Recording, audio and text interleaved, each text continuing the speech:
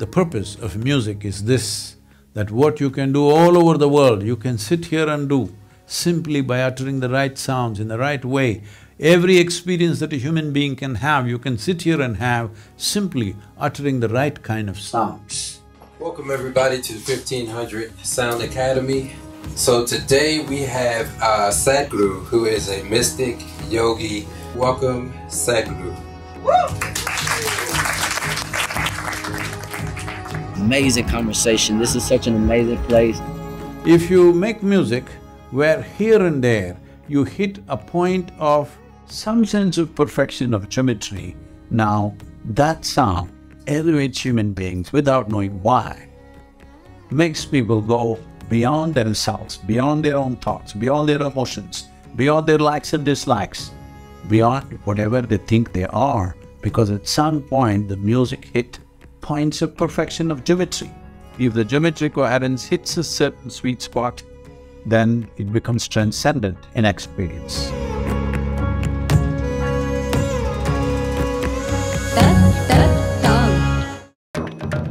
Welcome everybody to the 1500 Sound Academy, founded by James Fauntleroy and Rance Dobson. It's a pleasure to have you here today for a discourse on the power of sound. So I'm just feeling the room right now, and it has a vibration. You may not be able to hear it because what we consider audible sound is just a thin slice of vibrations. If it vibrates at a higher frequency, then maybe we could see it. But there are ways to perceive vibrations at any frequency, provided you have the proper training and go through certain experience. So today we have Sadhguru, who is a mystic, yogi, two-time New York Times bestseller, here to provide us, right? Come on, give him snaps.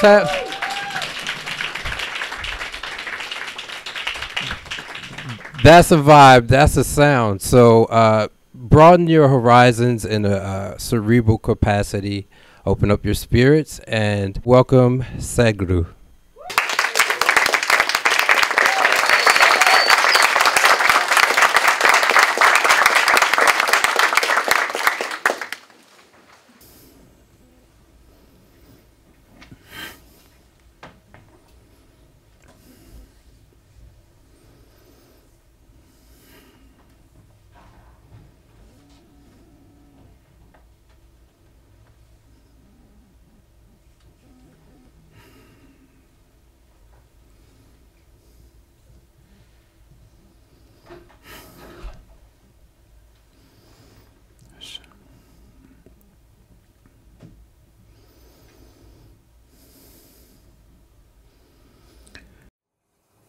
Punarapi Jananam, Punarapi Maranam, Punarapi Janani, Jatare Shayanam, Iha Samsare, Bahudastare, Iha samsare bahudastare, kripaya pare pahi murare, kripaya pare pahi murare.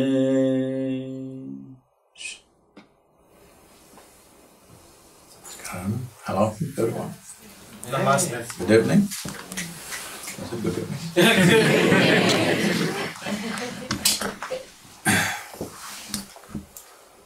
Wow.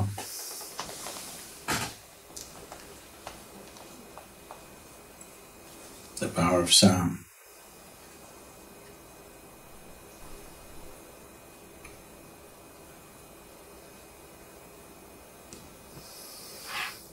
It's been said in many different ways. It seems, I'm not an expert on this, it seems the Bible starts off with, first there was a word. Word is a human interpretation of a sound. This happened to me very early on.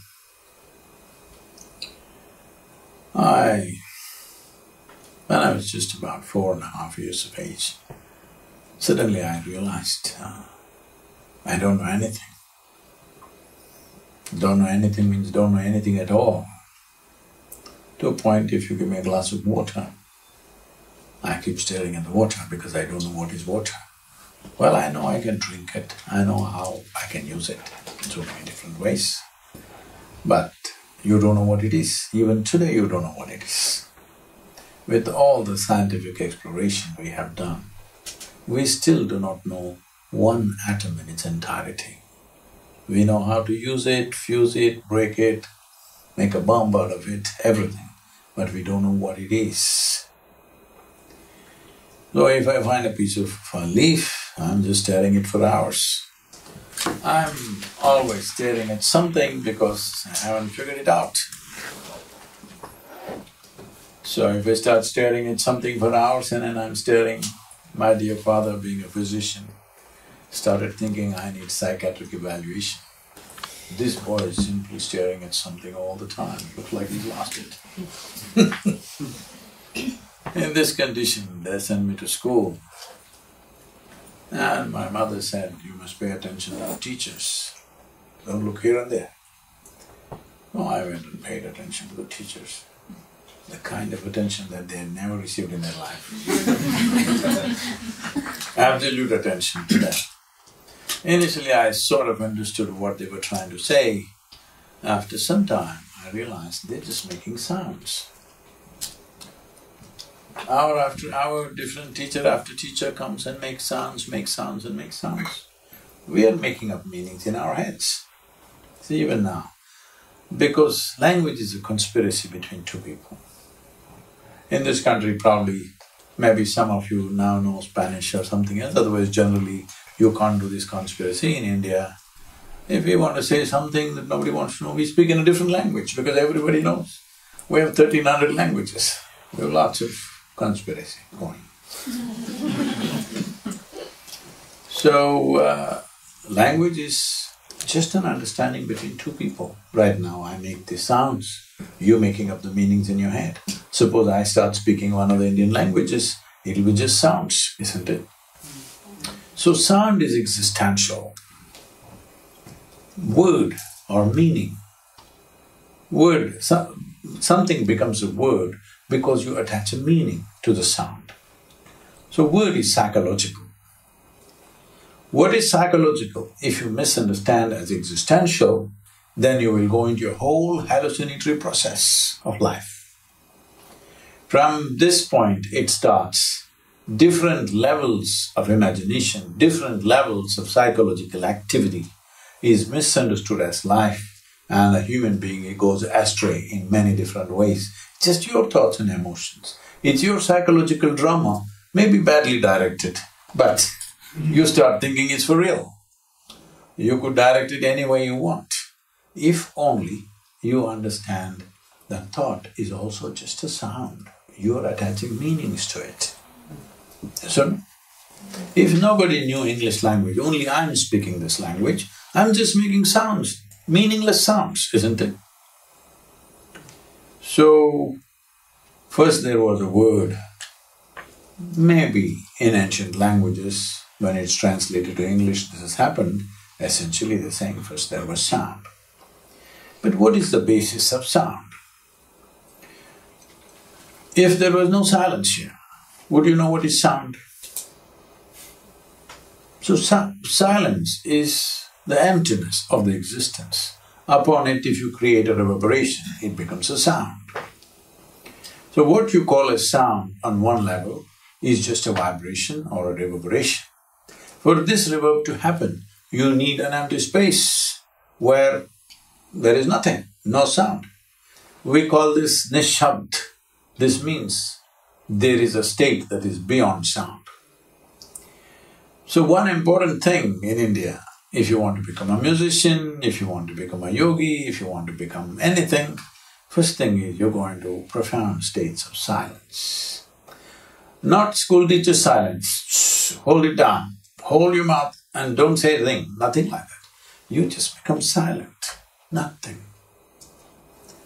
When you become silent, if you listen to the sound, you will know the form of the sound.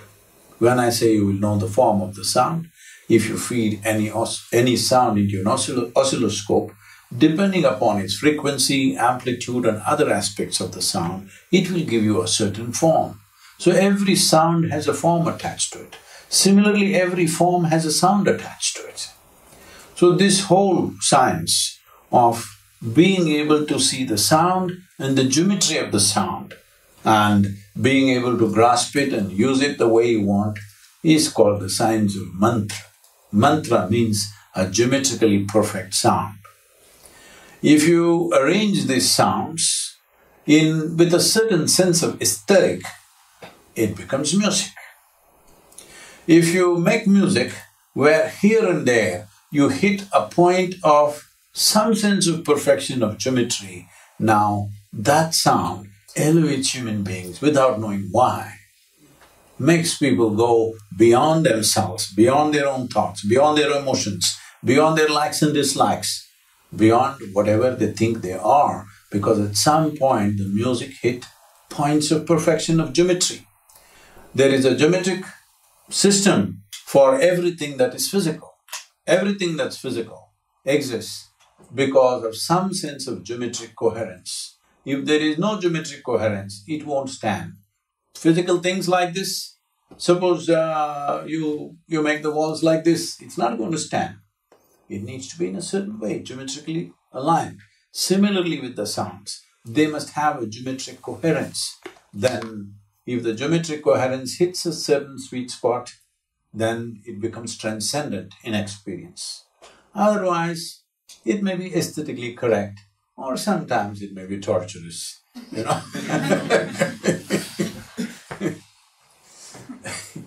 So, sound as a process is existentially real. What you call as physical, everything that's physical has a sound manifestation to it, a reverberation. So when you are able to see this relationship between a form and a sound, such a state of perception, these words don't mean anything to you, they're just sounds, okay? It's called Ritambara Pragna. That means you are able to perceive the relationship between a form and a sound. This is very important for a yogi because the yogi does not believe anything that he sees.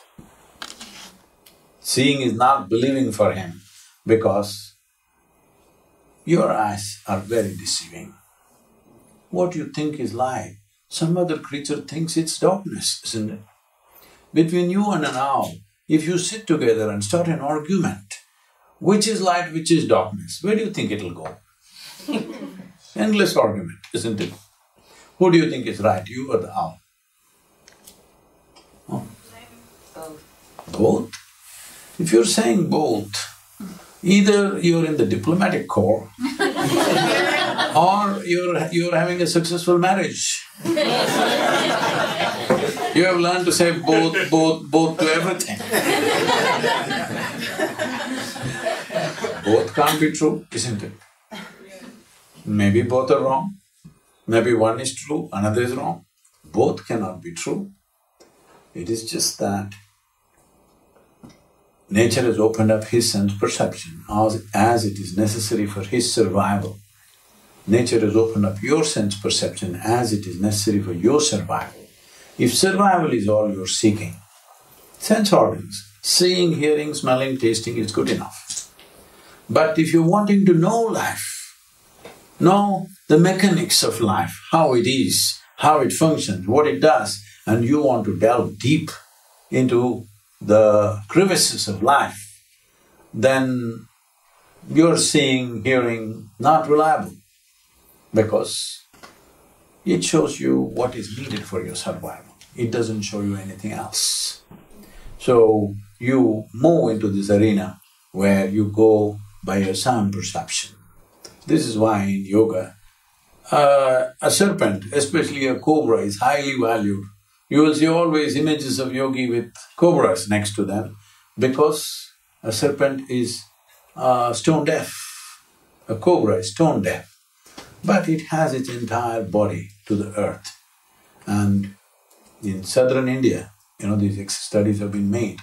In southern India, a cobra which is in South India, if there is going to be, not yet, if there is going to be an earthquake in California, almost 48 hours ahead he knows, he starts moving in funny ways.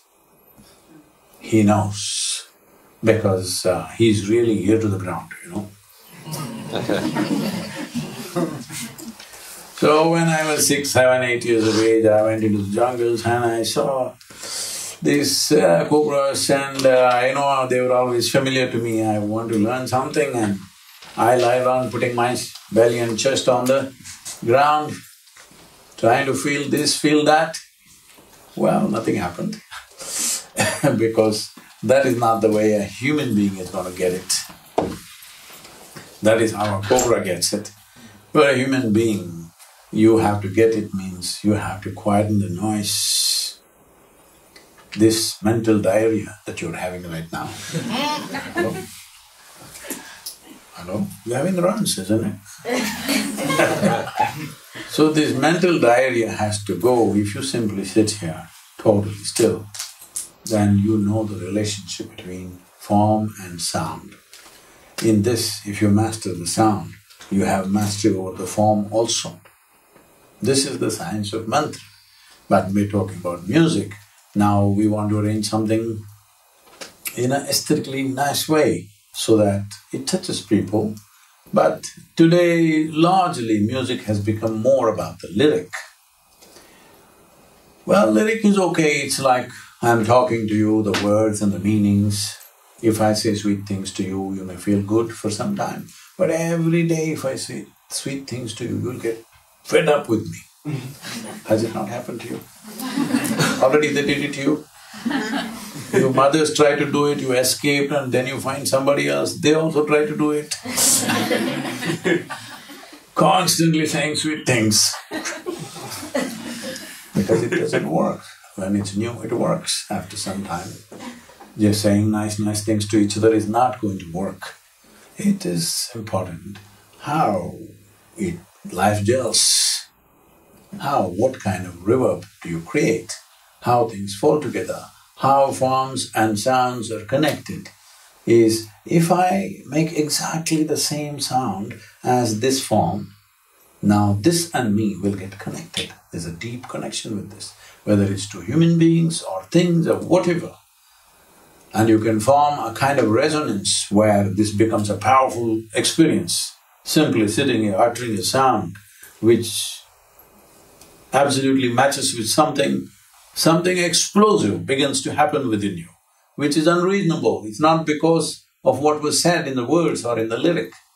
So most of the Indian classical music is 60–70%, 60% at least, no words, they're just doing sounds. Not instrumental, voice, sounds. Here and there some words. So the music in the world today, all of you young people are moving more towards words. I think you must move little more towards the sound if you want your music to last.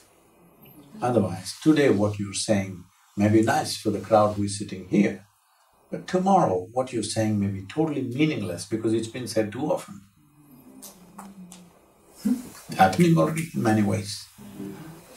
So, music means it's about sound, it's about geometry of sound, it is about aesthetics of sound, not just about saying nice things to each other. Well, that is also part of it. It's not that you can ignore words, human beings have this problem. I just thought I'd read a poem, human beings have this problem. This is a little poem called Of Meanings. Call it what you want, love, friendship, purpose or God. Call it what you want, love, friendship, purpose or God. You are scanning the invisible for an illusion that may assist your life to find meaning. You are scanning the invisible for an illusion that may assist your life to find meaning. In abandoning this search, shall you find the invisible. In abandoning this in abandoning this search, you shall find the invisible present sans meaning. To ride this great phenomena of creation without contamination of meanings. To ride this great phenomena of creation without contamination of meanings. This is the fundamental search in music, that you don't need meanings. The sound is not only intoxicating, invigorating, it does everything that life can do, if only you have some mastery over the sounds. So, the purpose of music is this, that what you can do all over the world, you can sit here and do simply by uttering the right sounds in the right way. Every experience that a human being can have, you can sit here and have simply uttering the right kind of sounds. But there is no meaning to it, because there is no meaning to the sky nor the earth. Meaning is a psychological compulsion that people want to make up some meanings, some purpose to themselves, because they're not experiencing life. So sound is a powerful, powerful tool to find access to life. This is not about finding meaning to life, it is about finding access to life, to know life a little deeper than how everybody else is knowing right now. That's the whole thing. You have questions, please? Yes. Please, applause. Come on.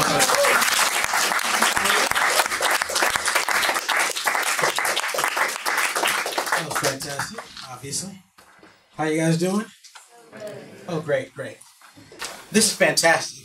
Man, I'm personally excited because I have studied philosophy for probably the last 10 years.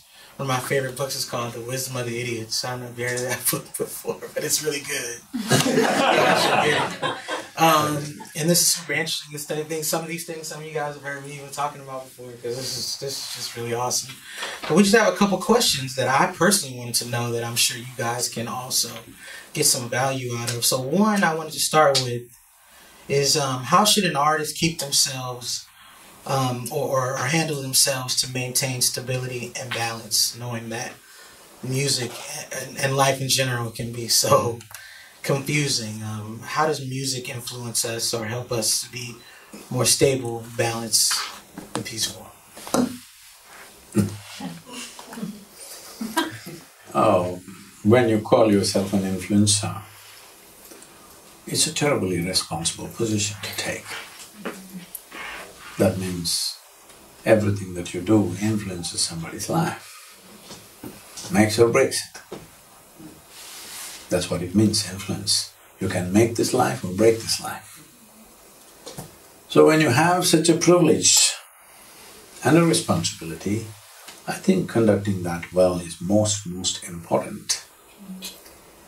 Because for a whole lot of people, even their own children are not listening to what the hell they say. Yes. So when you have 1,000 people or 1,000,000 people wanting to listen to you and they're willing to follow what you say, it's a tremendous privilege and a responsibility. Conducting this well is of greatest importance, especially now in 21st century, where the reach of every human being is like never before. Never before. Is it? Never before.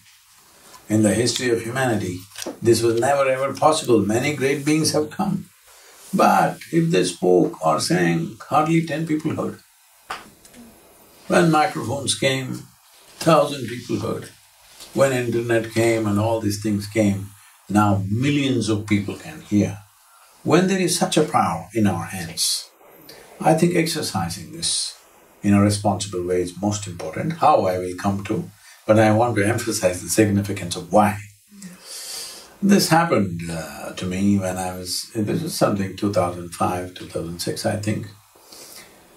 So I never get any time to browse this internet and whatever. I saw everybody is looking at something. I said, what are they all looking for? What are people searching for on the net? What is there? because I thought everything is in the world. So, somebody who's some kind of an expert who was around me, he said very casually, he said, Sadhguru, about 70% is pornography. I said, what? He told me 70%. Then I asked one more guy who's supposed to be an expert, he says, yeah, Sadhguru, somewhere there.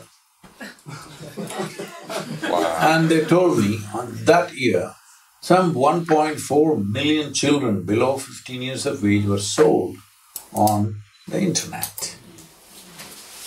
So, when human beings sell their own children, we've hit the bottom. There's no further place to go. Hello? There's really no further place to go, this is it. So, when we get a technology like this that we can communicate with the entire world, what we do is pornography and sell our children. I thought this is not right. And I said, we must get on this internet. So it's been 15-year journey, and today, even if you're watching pornography, Sadhguru will come and say,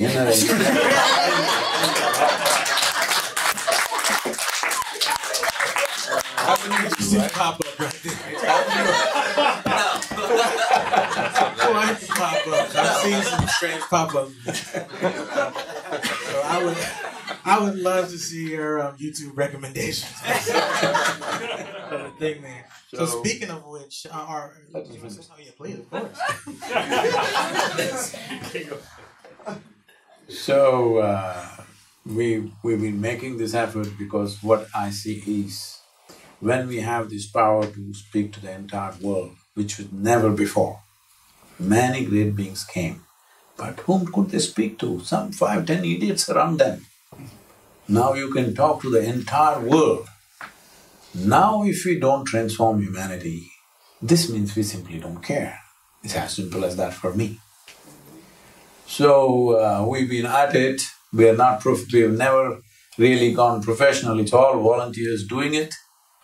Last year our video views have been 2.48 billion. Never before any spiritual talks have ever gone like that. Why this is important is, it's not about me. This is about, do we care what we are saying, what we're doing? Whatever we do, is it doing something good to somebody here, or is it destroying their lives? This is something we have to watch with every act that we do. The bigger we become, the more we have to be conscious, isn't it? If you're a tiny little ant, if you crawl all over me, no problem, I will do that and sit here, no problem. If you become an elephant, now where you put your foot becomes very important, isn't it? Today, every human being has become a massive elephant. Everybody has a massive footprint. They can reach, with all kinds of silly things, they can reach the entire world, all right? Hello? Yeah.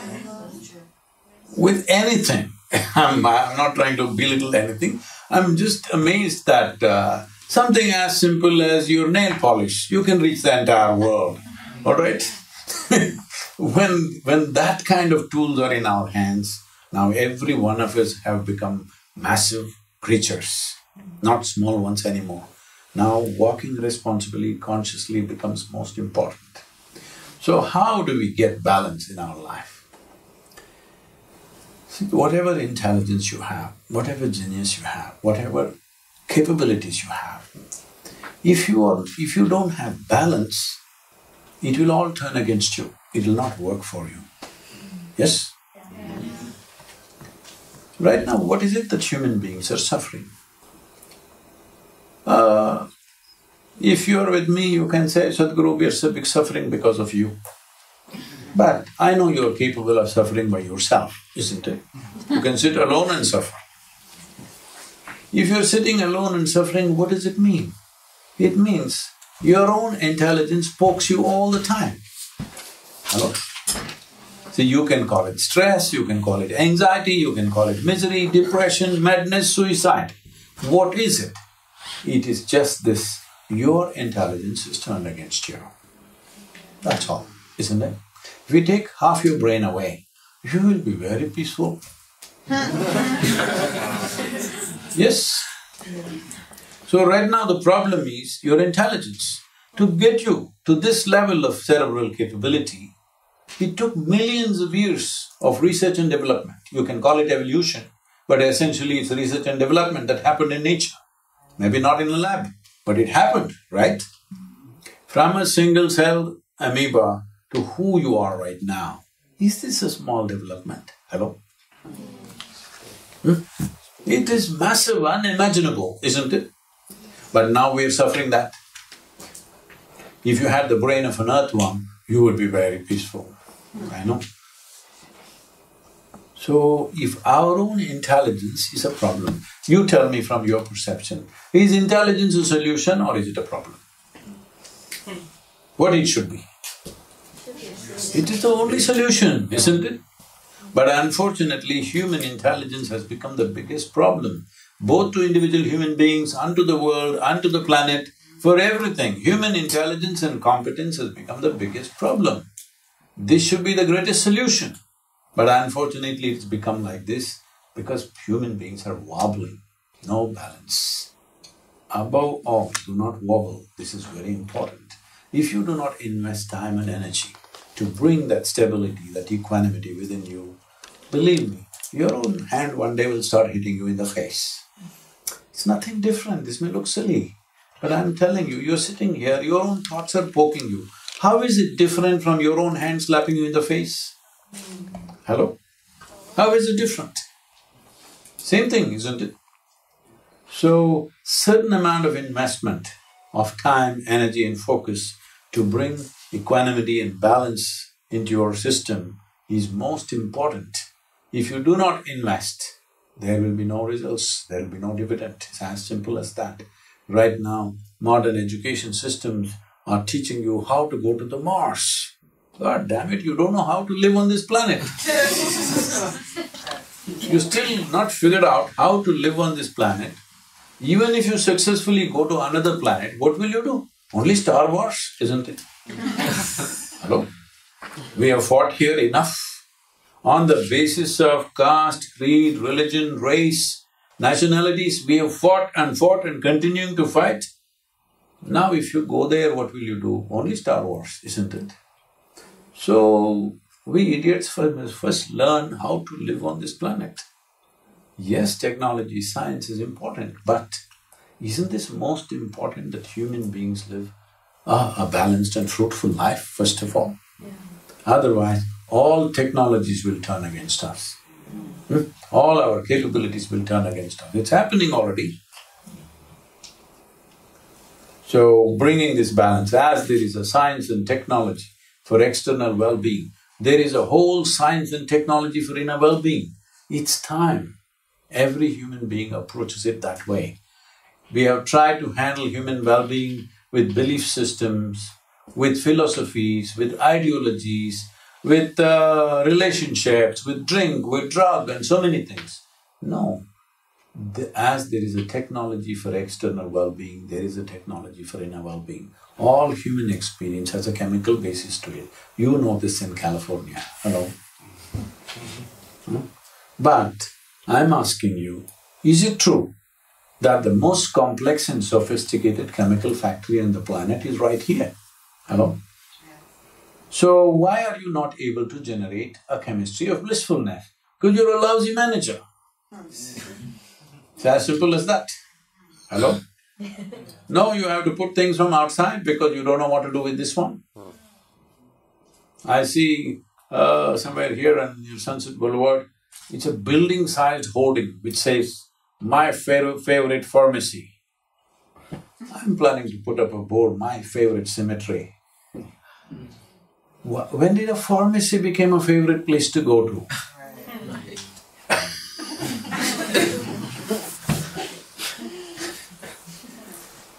This is the greatest chemical factory. If you learn to manage it well, you can drip ecstasy every moment of your life.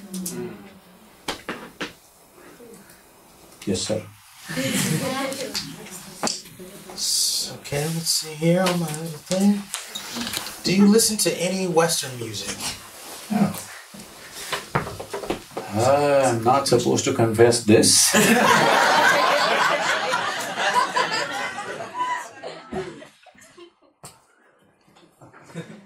Well, I grew up in… were totally on Western music at one time. After that, one day it so happened that, for a few years I just lived on a motorcycle. So, I was just riding in the university and I heard some strange kind of sound. I couldn't believe it. It's like it was holding me in the gut and just pulling me. That kind of sound. So without even thinking, I just went straight there. And in this open-air theatre, somebody was playing some instrument, I did not know what it is. Just maybe, it's a capacity of 10,000 people, but only about 150, 200 people were sitting. I went right up to the open-air theatre because this is where we practice riding our motorcycles up and down the stairs. So I went right up and then I switched off the motorcycle and I'm just listening to this. For the first time, listening to the sound, tears are just coming in my eyes. I've never heard anything like that. This is called Rudra Veena. Later on I found out. And this person was playing it. It was just very mild music, simply dong. He waits for, like 30-40 seconds before he does the second storm. This kind of music, it just destroyed me. And kind of Western music ended there for me that day. But still I listen. You want to know the name? Yeah. Well, I still listen to B.B. King. Okay. I still listen to Herbie Mann. Oh, I wow. still listen to Fleetwood Mac. Okay. There are many more. Yeah, you can put your hands together. That was good. Let's see here.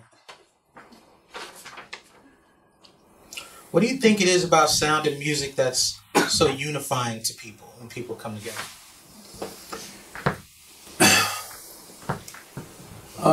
Let me pick off from what I spoke in the beginning. See, when you say unifying beyond cultures, beyond language, beyond all the other kinds of silly barriers that we have created, because it's a reverberation. When the sound is beyond meaning, anything that's beyond meaning always unifies people. People don't understand this. They try to find meanings. Now I find meaning in the color of my skin. I keep telling people, say I'm made of chocolate. Hello, hey, what are you laughing? When I see coffee lovers, I say I'm made of coffee. So we're always trying to find meanings for everything. What the significance of music is, there is a sound which need not have any meaning. And that's always unifying. If you get the geometry right, then it just brings everything together. So people are thinking music is about love, music is about this, that. No. Music is about trying to touch the existence a little deeper than the way you're doing it normally. And existentially, we are one. Only socially, we are too divided.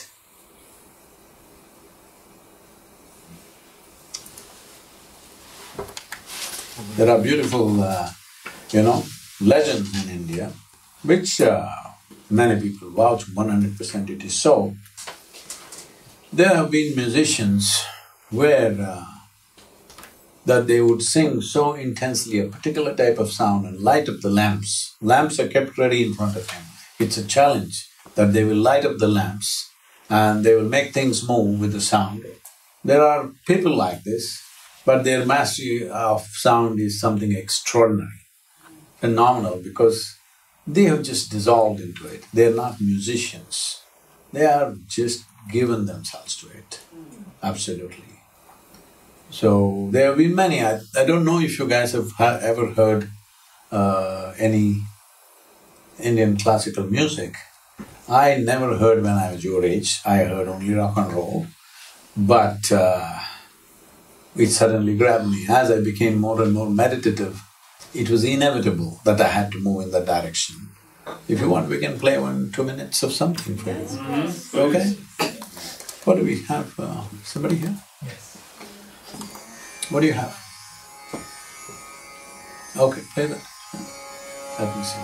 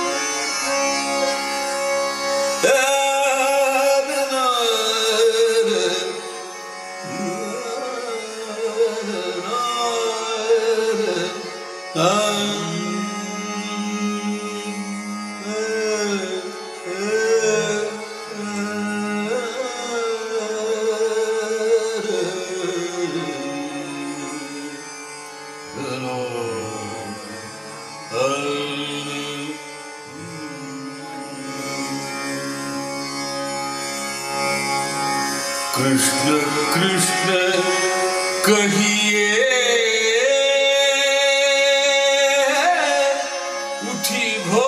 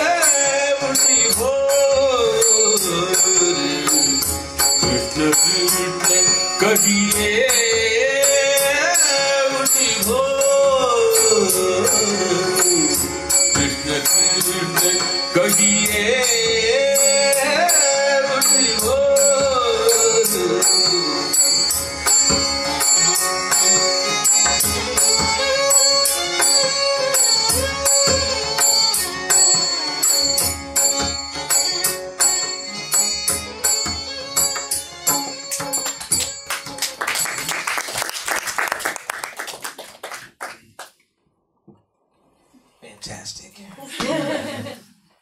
Next question. It's kind of a two-parter. You spoke a little bit about mantras before, but I just wanted to know more about mantras and how yoga enhances your perception of life and ability to pay attention and get into the sounds.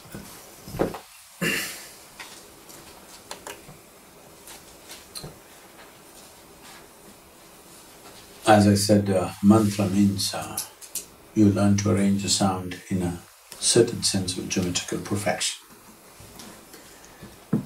When I say geometrical perfection, everything that's physical in the universe has to have some kind of geometrical coherence, otherwise it will not last. Your own body, how geometrically aligned you are, how you sit, stand and breathe will determine how it will function, how long it will function. Every day you sit like this, okay? Just try like this, sit like this only, then you will see many things will go wrong with your system. I was telling people, if you allow me to redesign all the American furniture, I will save you $1 trillion in healthcare bill. Because wherever you go and sit, you go and sit like this. You're not going to be healthy like that. The geometry of the body is completely misaligned. So, sound and form are not two different things, they are two manifestations of the same thing.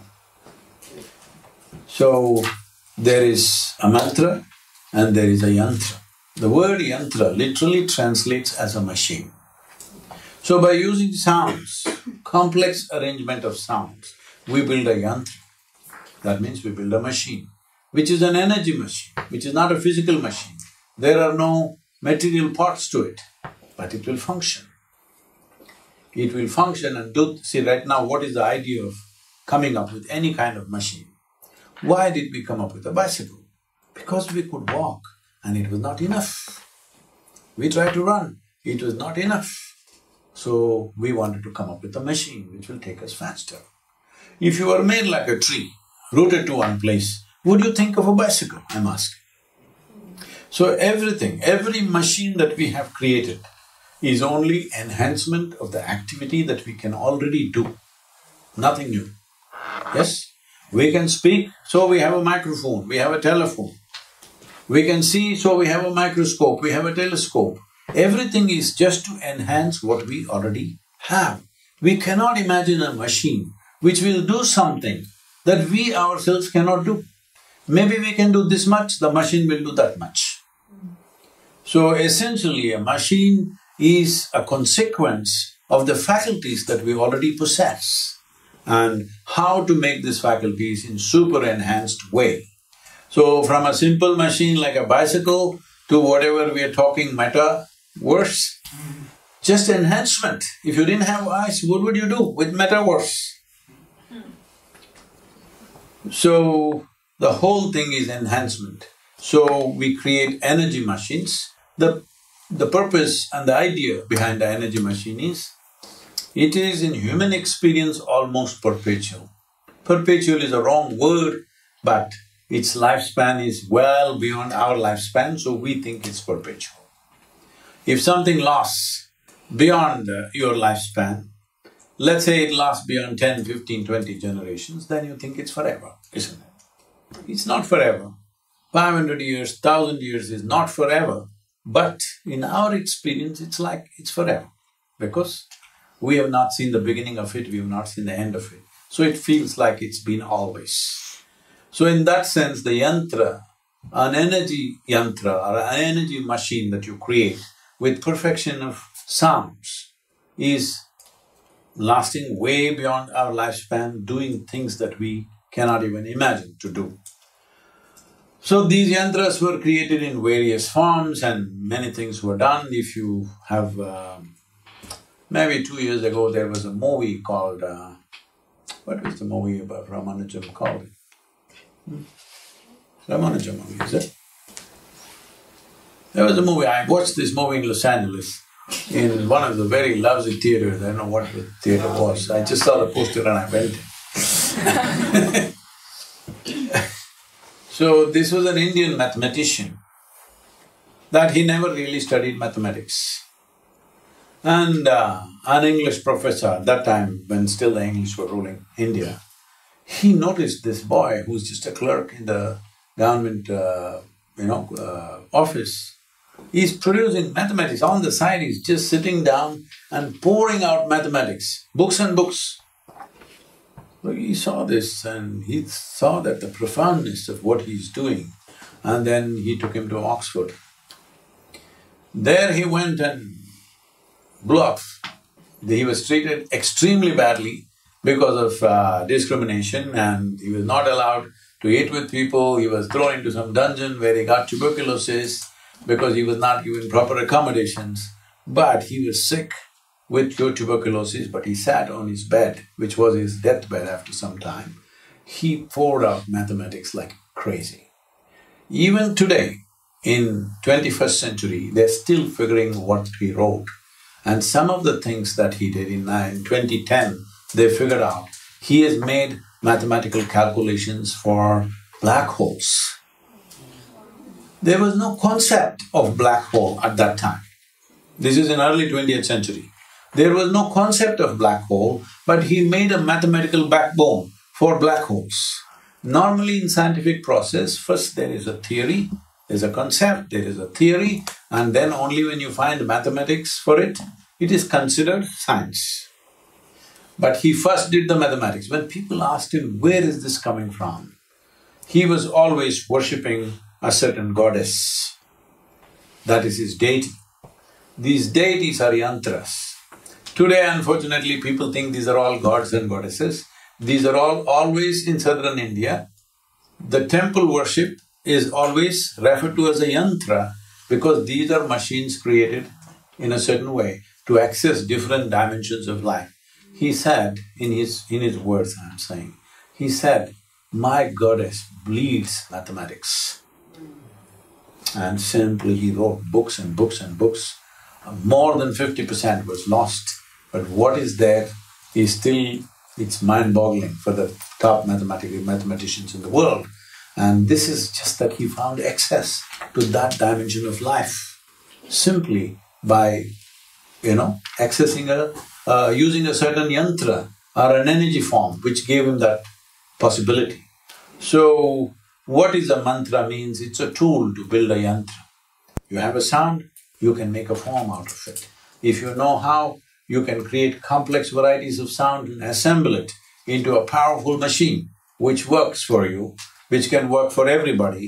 Various types of yantras are there like this. So mantra, yantra and tantra are three different aspects of the same science. Mantra means the sound, yantra means the form, and tantra means the technology of putting it together. I know in United States, if you're there tantra, people think some weird sex is happening. It was called Man Who Knew Infinity. Yeah, Man Who Knew Infinity, that was the title of the movie. So actually we're gonna open it up to you guys now for some questions. I see one hand was already up as if you knew that was coming next. Yeah, in the back, please. Oh, this is simple. Do you smoke weed? What's that? Do you smoke weed? Well, how do you feel about marijuana? Is it a good or bad thing for the brain? You tell me, you're the one using it.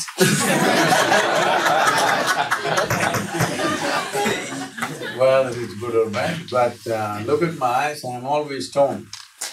Never used a substance, but always stoned. Yeah. Wow. Because, as I already told you, this is a far more complex chemical factory than a plant alone. Do you agree with me? That's 100% true. This is far more complex and sophisticated. If you don't know how to use this, then you can use a plant. Nothing wrong with the plant, poor plant. But you're ripping it out, that's up to you. So anyway, these days I'm being invited to all these under 25 conferences in India because they think I'm less than 25. So in Bangalore city, over 15,000 people are in an open space and a strong scent, the smell of marijuana is all over the place. It's not legal, but in India it grows everywhere, so… now you're thinking of going to India? So they tell me, Sadhguru, you have such an influence with the government, why don't you make marijuana legal for us? I said, why not? We'll make marijuana legal. And why just one thing? Let me make cocaine legal, heroin legal, opium legal, what else? You list it out, I'll make everything legal. Why do you want it to be legal? You want to smoke and go to the university? In India it's called smoking up. If you smoke tobacco, it's just smoking. If you're smoking weed, it's smoking up. You want to smoke up and go to the university? I said, why not? Why not? Why can't we do that? I said, see, we'll do one thing. We'll take you on a small plane ride and you're waiting, a little plane, 2-seater, 4-seater kind of plane. And you're sitting in the plane and waiting because there's a rickety little thing. And the pilot comes smoked up. You want to fly with him? They don't get it. They say like, maybe. I said, okay, you're not getting this, you need a major surgery. And the surgeon comes smoked up. You want the surgery? Oh no. So why are you saying no? You get it, your faculties are lowered, right? When your faculties are lowered, from now on, don't say, I'm high. Just say, I'm low. We understand. You're low, you can't be given things where Too much competence is needed? All right. You would like to be low. No, I want to tell you this. Life gets better only when our faculties are enhanced, not reduced. Hello? Do you think evolution has been wrong? Hello? You would be better off being a grasshopper, is that what you think? Faculties enhanced is enhanced life, isn't it? Faculties brought down is not enhanced life. So I said, at least I will not tell you what to do and what not to do. I am not somebody to give you moral advice. All I am saying is, when you smoke, you say, I'm low. We understand. Don't say I'm high, you're deceiving yourself. You're putting salt in your coffee and thinking it's sugar. This is crazy. So I won't tell you what you should do, but you must test and see, does it heighten your faculties or lower your faculties? Right now, because you don't know how to handle your faculties, the best thing is to put it to sleep. Hello? When you do not know how to handle your intelligence and the capabilities of being human, the best thing is to put it to sleep. You know, if you do this to a dog or a cat or a horse, if I say I put it to sleep, how do you understand? Yeah, put it to death. I want you to understand, if you go down, either in sleep, even normal sleep I'm saying, you're dead. Hello? You're dead to the world and to yourself, isn't it? So how long do you want to be dead in a day? This is something you must decide. How long? You have come here to live or you come here to die? Make up your mind on this, all right? I'm not telling you any morality. All I'm saying is this. How old are you? 23. 23.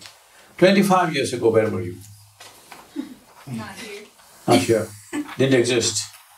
How long you didn't exist? You don't know? Forever maybe? I'll give you another 100 years, okay? Okay? 100 years later, you'll be again dead. Yes or no? No? So, 25 years ago, you were dead.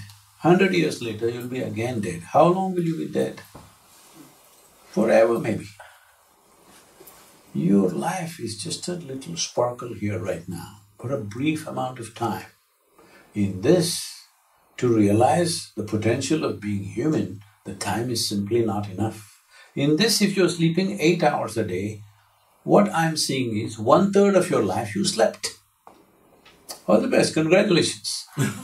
If you want to increase it to 12 hours a day, oh, really, you're doing great, 50% of your life you slept. And you think it's an achievement. Hello?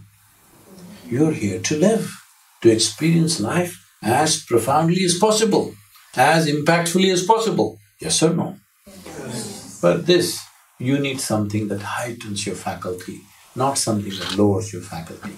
For this, there is some work you need to do with this, to enhance this.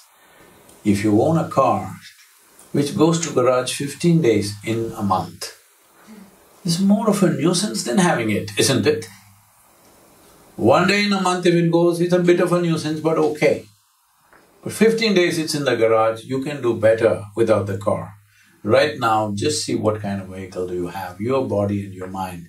What is the downtime it's demanding? I want to tell you, I'm not saying this for any other reason. Because you're young, you got the whole life ahead of you, I'm saying this. But nearly 26, 27 years, on an average, I slept only 2.5 hours. These days, I'm a little lazy, I'm sleeping 3.5, 4.5 hours sometimes. But still the level of activity has increased and so many things. Why I'm saying this is, we have come here to live. There is no substitute for life. Hello? There is simply no substitute for life. The greatest thing that's happening to you right now is not your education, not your music, not your love affair, not your nonsense. Life is the greatest thing, only because you're alive, all this, isn't it? But that you want to put it down and think you're doing great. Please don't do that to yourself. It's very important that human life is the peak of evolution. You must be feeling on top of the world, because literally you're on top of the world. Hello? But human beings are not feeling that way Because they have just not learned to handle their own faculties. Their own hand is smashing their face. Their own mind is killing them. So, to handle this, there are many ways. You can soak it in alcohol and keep it, or you can keep it in a smoke screen. You can do many things, but that's not a solution.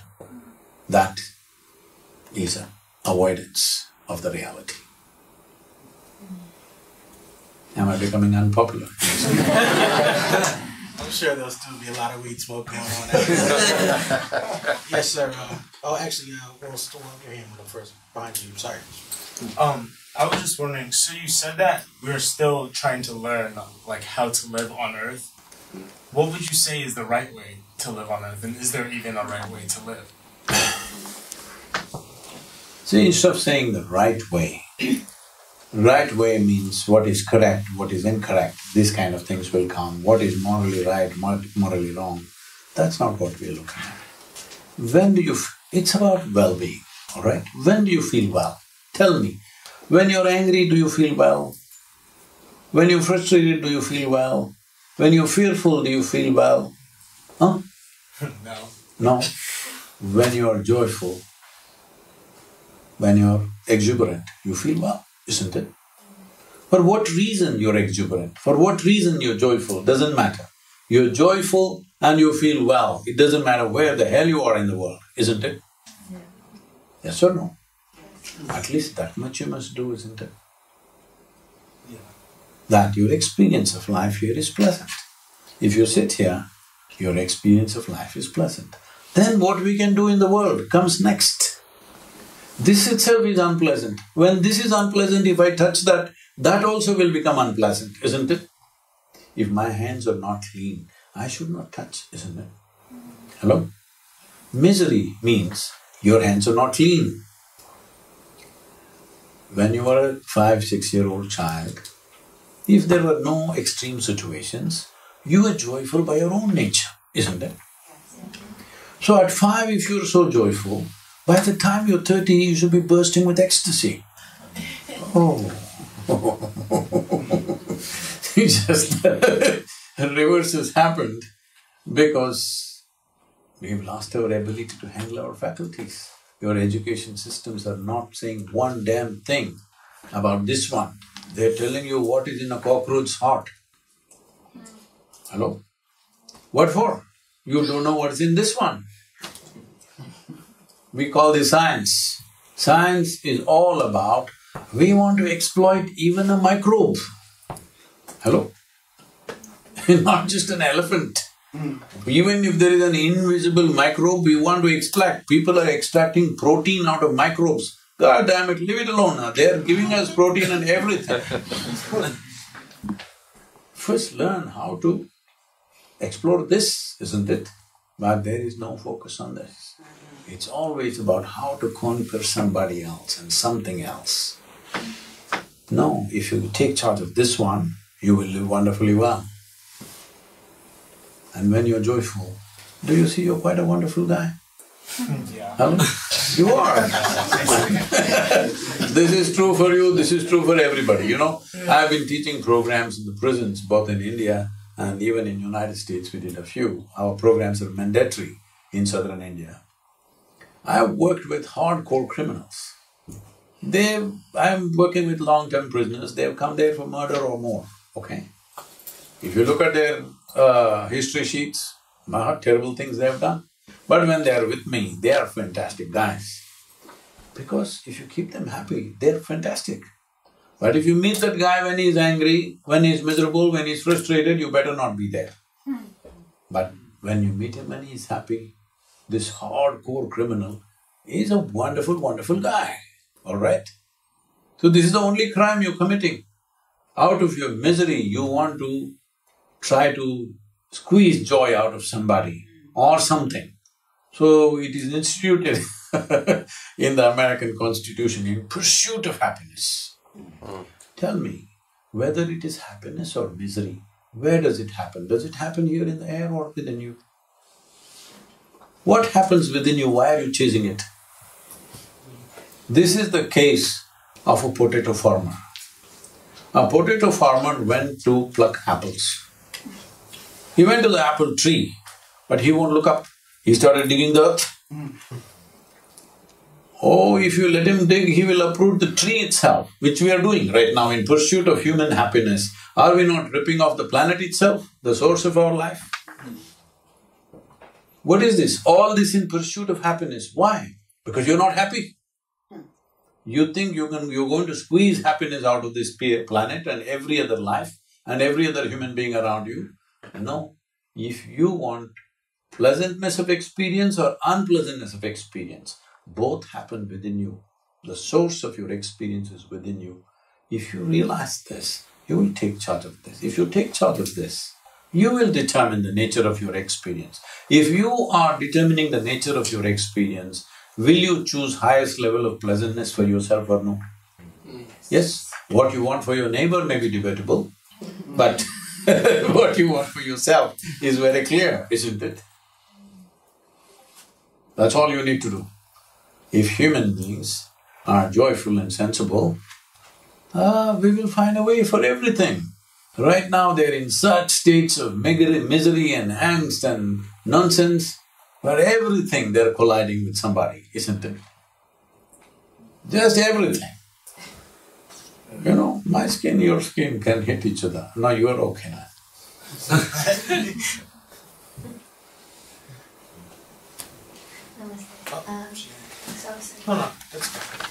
So you're talking about these faculties and being able to manage them.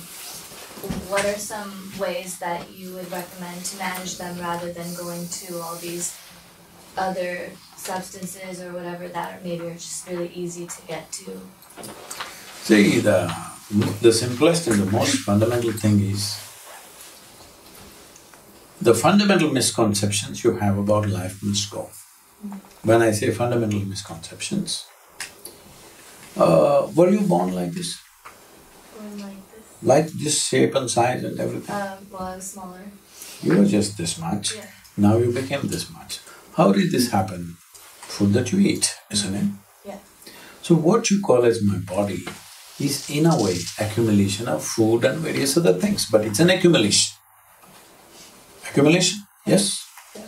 So what you call as my mind is an accumulation of impressions, correct? So what you accumulate can be yours, but cannot be you, isn't it? See, as I'm speaking, I pick up this vessel and say, this is my vessel. You will think, oh, Sadhguru has some problem. But let's listen, everybody says he's wise. After some time I said, this is me. Then you will say, let's go. Because now you know this is the case, isn't it? But this is what you're doing every day. Food appears on your plate, you say, this is my food. You eat it and then you say, this is me. Same case, isn't it? The only advantage you have is, everybody's in the same state. That's the only excuse you have. But that's how it is in an asylum. Only the doctor is nuts.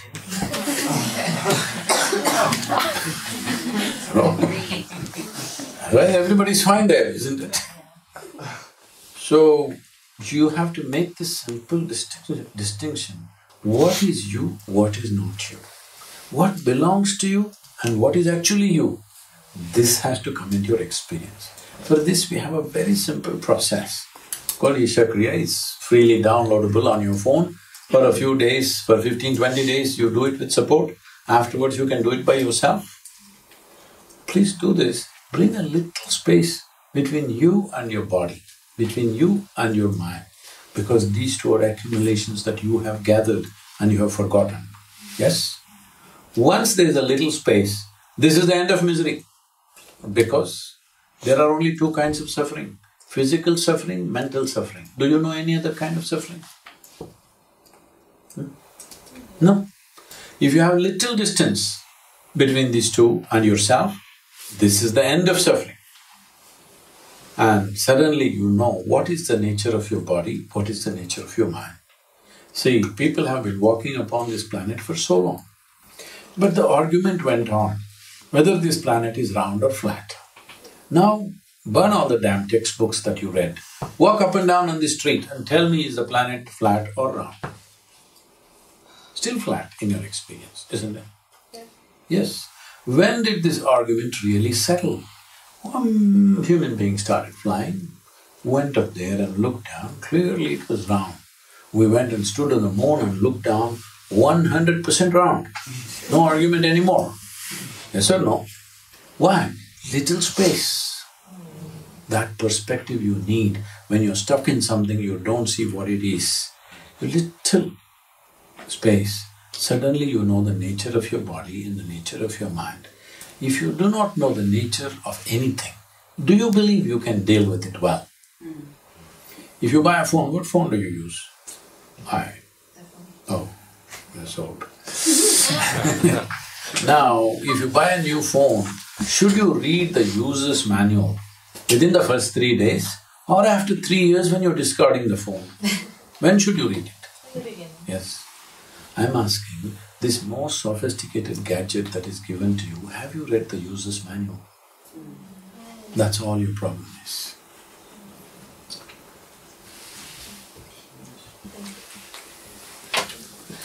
Well, first and foremost, thank you for being here.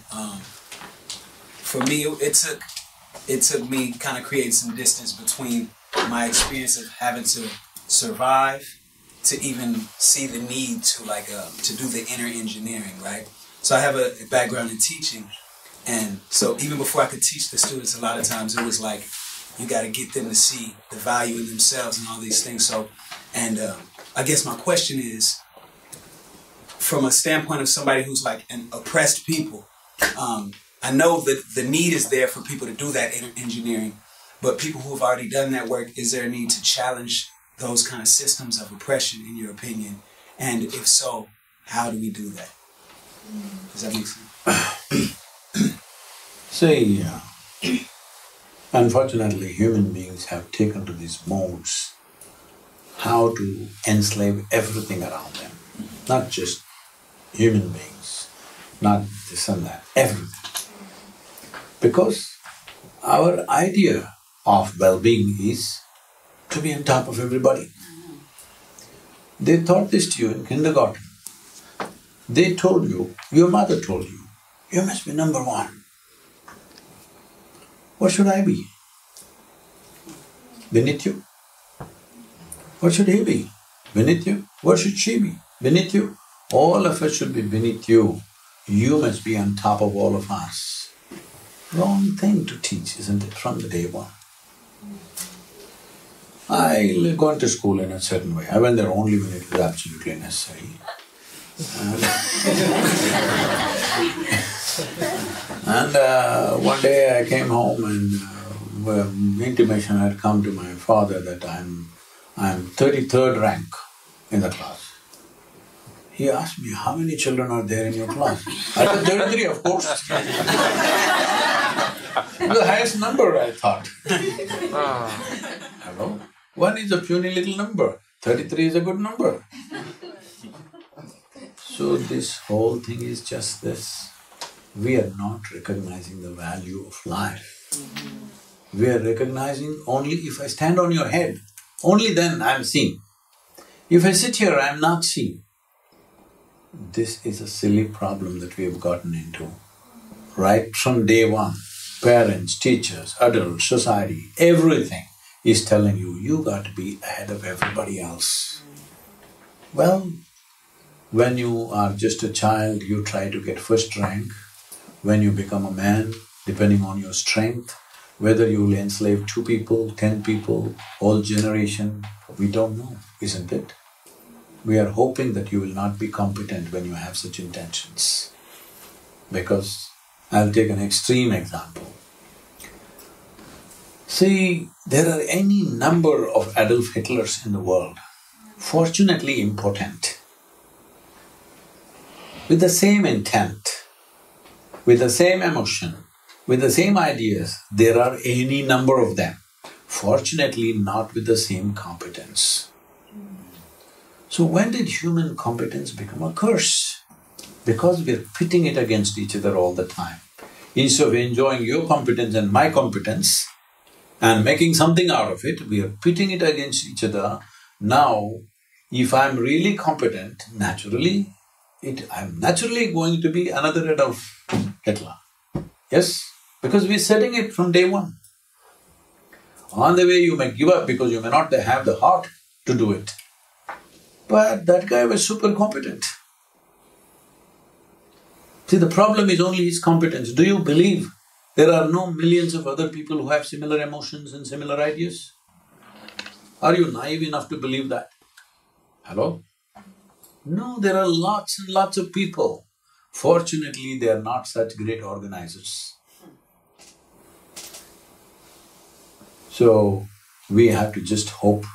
See, now when things happen like this, like our friend at the corner said, the best thing is if instead of being violent, instead of killing, instead of being constantly on top of somebody, better you smoke and sleep.